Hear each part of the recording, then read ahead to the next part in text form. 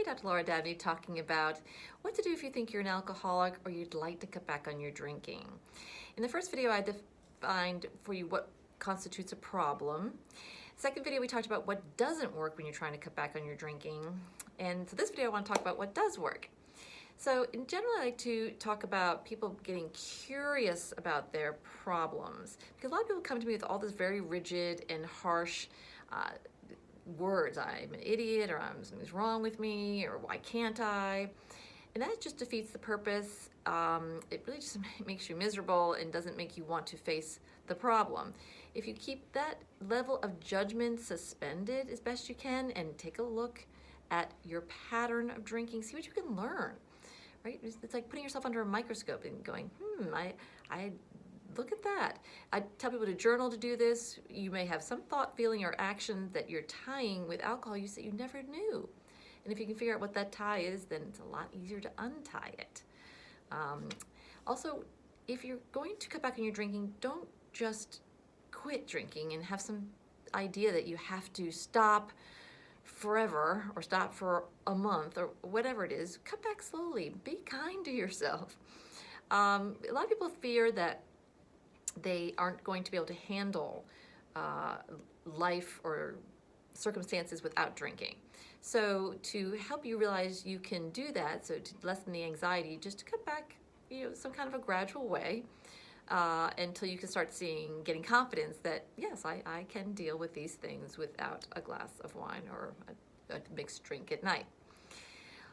We talked about not having people in charge of your drinking, but some supportive people, someone close to you, a spouse or live-in boyfriend or girlfriend, may want to help and may not know how. So go ahead and just bypass all the problems and tell them, look, if I start beating up on myself or saying something, or you notice I'm drinking when I said I wasn't going to on a certain night, this is the line I'd like you to use. And these lines can be something very neutral, like, I'm sorry you're feeling this way, and I wish you well, or I'm sorry that you're going through this. I know you'll figure it out. Or just simply, I'm so sorry. If you start complaining about something, I'm so sorry that's happening to you. These are very neutral lines. They're not punitive. They're not judgmental. And that'll go a whole lot further in helping you than any of that other stuff. Consider going to AA or a counselor. You don't get labeled an alcoholic just because you go to AA. People think that's funny, but in residency, we all went as part of the training, but we learned a lot, and there were a lot of people there who were educators or interested in finding out more.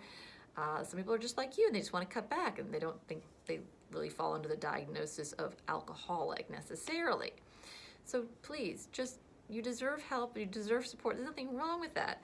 If you feel you need that to get over the hump or to get through it, who knows, you might meet a whole bunch of new friends.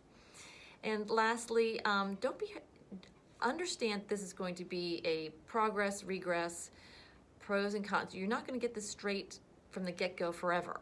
And there's nothing wrong with that. That's normal. So when you have your setback, get curious. What happened? Be more curious about it. Okay, now I'm going to get on the right path. And when you're on the right path, see, hey, what is it about this situation that's helping me? So you can repeat that. Okay? Be good to yourself is the bottom line. Any problems or need any help with that, please give us a call, 757-340-8800. Coming up next with a recap and some more tips.